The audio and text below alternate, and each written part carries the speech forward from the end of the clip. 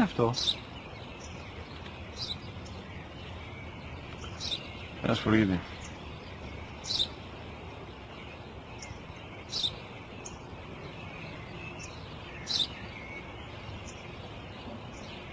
Τι είναι αυτό? Μόλις τώρα στο παπατέρα, σπουργίτη είναι.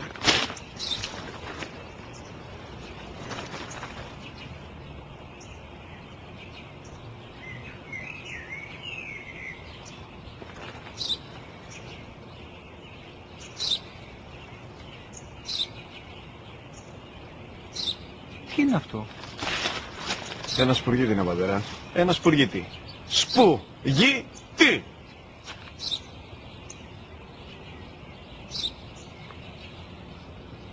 Τι είναι αυτό? Γιατί το κάνεις αυτό το πράγμα, μπορείς να μου πεις? Τόσες φορές σου είπα, είναι ένα σπουργίτη! Δεν το καταλαβαίνεις! Πού πας?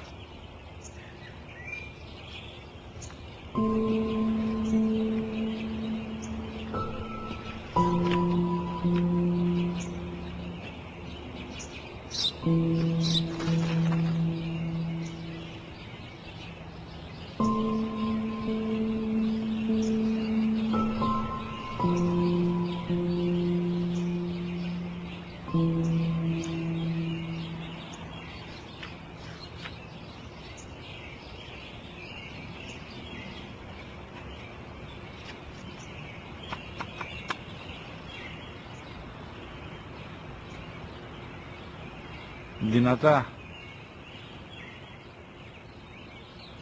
Σήμερα ο μικρός μου γιος που πριν λίγες μέρες έκλεισε τα 3 καθόταν μαζί μου έξω στο πάρκο όταν ένα σπουργίτη ήρθε και κάθισε απέναντί μας. Ο γιος μου με ρώτησε 21 φορές τι ήταν αυτό και του απάντησα και τις 21 φορές ότι ήταν